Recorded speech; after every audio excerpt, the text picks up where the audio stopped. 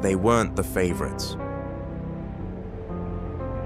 They didn't have the flashiest signings or the biggest names. In fact, they finished 5th in their domestic league. But in a season where giants fell and legends were born, Real Madrid wrote one of the greatest Champions League stories ever told. This is how Los Blancos conquered Europe in the year 2000. As the summer of 1999 rolled in, the football world braced itself for another season of dominance from the usual suspects. Manchester United were riding high after their iconic treble.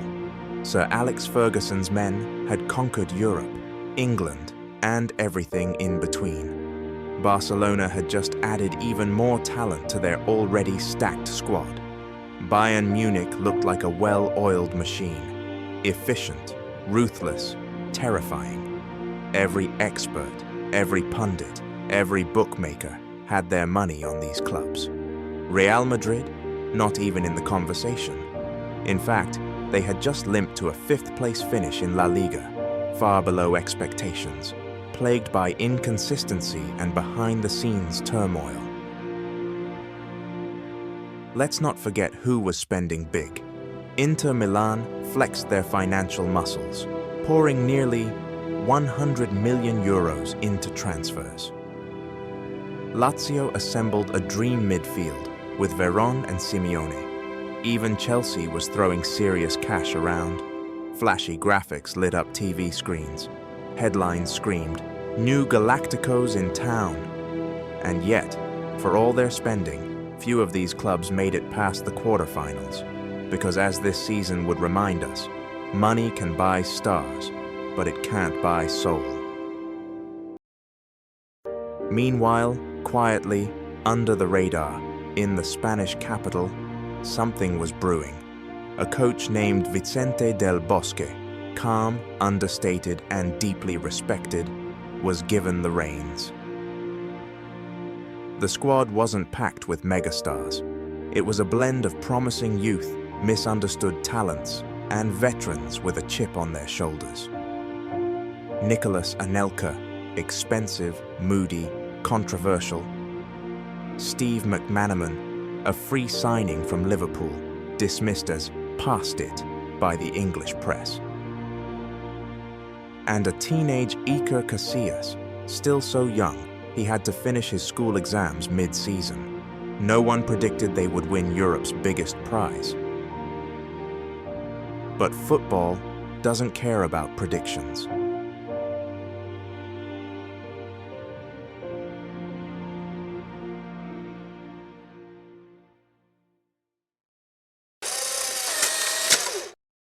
Real Madrid's Champions League campaign began in a modest group, alongside FC Porto, Olympiacos, and Norway's Molde. On paper, it looked simple, but this was a team in transition. New faces, new tactics, a new philosophy. The early matches were shaky. A 3-3 draw away to Olympiacos raised concerns. Όχι απευθείας, βάλα περνάει και είναι γκολ από τον Giovanni. Θέλει προσπάθεια, ναι, 2-2 στο 64. Ο Giovanni φέρνει τον Ολυμπιακό ξανά. But slowly, cohesion began to form. The first real statement came at home against Porto, a match that could have gone either way, but Real Madrid dug deep. Moriente stepped up, scoring the first to give his team the lead, and Redondo ran the show in midfield with elegance and control. That night, something clicked. A group of individuals became a team. By the end of the group stage, Madrid had won 4, drawn 1, and lost once. But this wasn't dominance. This was resilience. They didn't top the charts. They didn't blow teams away, but they were evolving, adapting.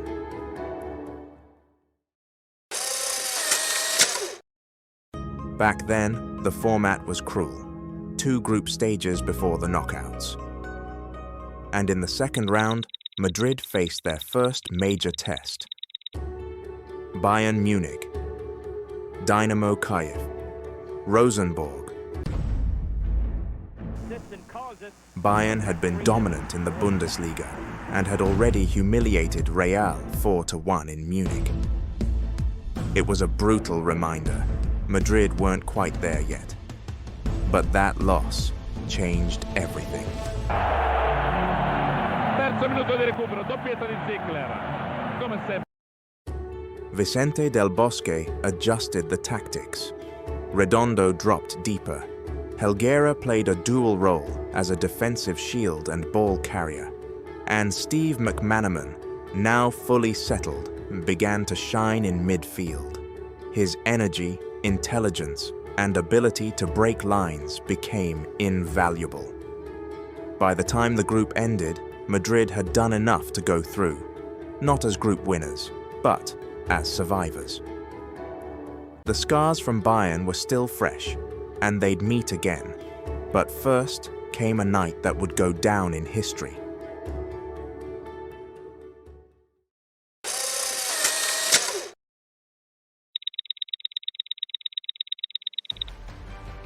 Old Trafford, a cauldron of noise, history, and expectation. The reigning champion stood tall. Beckham, Scholes, Giggs, unstoppable at home, or so everyone thought. Real Madrid arrived with a plan, and it was personified by one man, Fernando Redondo. In a performance that has since become the stuff of legend, Redondo controlled every inch of the pitch. He dribbled past defenders, intercepted passes, and then, that moment, a backheel on the sideline to beat Henning Berg, followed by a pinpoint cross to Raúl.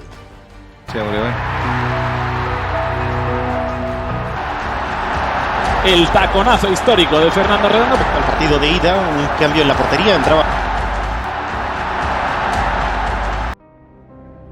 Goal. It wasn't just brilliant, it was insulting, and it was effective. Madrid stunned United 3-2, but the scoreline doesn't tell the full story. They didn't just win, they outplayed, outclassed, and outthought the champions. Sir Alex Ferguson later admitted that Redondo performance was pure genius.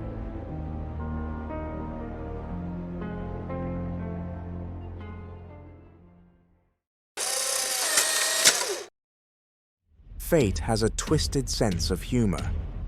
And so, Real Madrid were drawn against their old tormentors. Bayern Munich. The Germans were confident, maybe too confident, but Madrid had learned. And Nicolas Anelka, the forgotten man of the squad, was about to remind the world of his talent. In the first leg at the Bernabeu, Madrid stunned Bayern with a quick-fire opener from Anelka. Then, an own goal from Jeremies doubled their lead. El balón a Anelka, posición correcta de Anelka, posición correcta y ha marcado.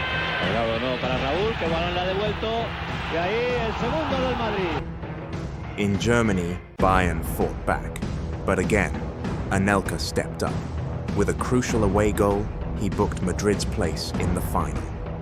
Hacia Jeremies, centro de Jens Jeremies, Giovanni Elber, Janker, ¡qué golazo! ¡Qué golazo!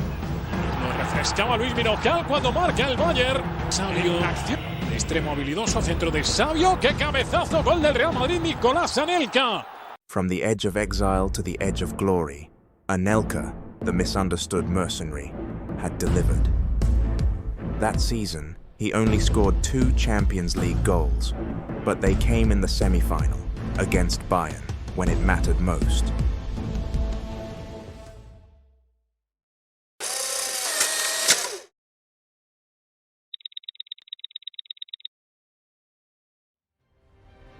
May 24th, 2000, Stade de France, a night soaked in tension and possibility. Final de esta Liga de Campeones 1999-2000 con el Real Madrid. The final was an all-Spanish affair. Valencia, aggressive, well-drilled, hungry, were appearing in their first ever Champions League final.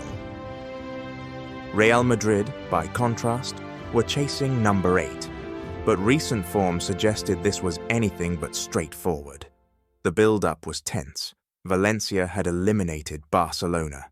They weren't just gate crashers, they were dangerous. In the 39th minute, Morientes struck first, a clinical header that silenced the Valencia fans. Salgado again, and he picks up Real Madrid lead 6 minutes before half-time. Then came the moment of magic. Steve McManaman, volley, scissor kick, goal.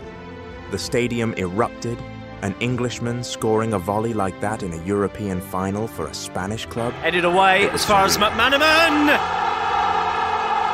A moment of brilliance from Steve McManaman. Finally, Raúl broke free on a counter-attack. Sprinting from the halfway line, alone, composed, he slotted it past the keeper. 3-0. Game, set, history. Here's Raúl racing away, and Real Madrid are surely on their way. When the final whistle blew, tears flowed. Young Casillas raised his arms to the heavens. Del Bosque remained stoic, as always. But inside he knew. His project, his players, his belief, it had all paid off. Raúl, cool and composed to get round his international teammate, Cannizaro. In the first ever final, contested between two teams from the same nation. It is Raúl. This wasn't just a win, it was a redemption. A squad written off, a coach doubted, a team full of castaways and question marks. But on the biggest stage, they came together to become champions. Real Madrid would go on to dominate Europe again, with the Galacticos, with Zidane, with Cristiano. But 2000, that was the spark, the reminder that even without glitter, greatness is possible.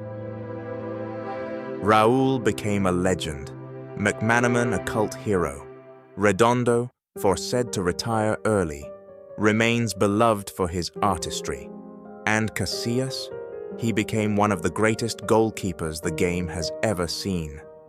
Madrid only qualified for the next year's Champions League because they won it. They hadn't finished high enough in La Liga, but lifting the trophy. This was the story of Real Madrid, the forgotten contenders, the ultimate champions. Let us know, who should we cover next? Vote in the community tab and relive football history with us, one miracle at a time.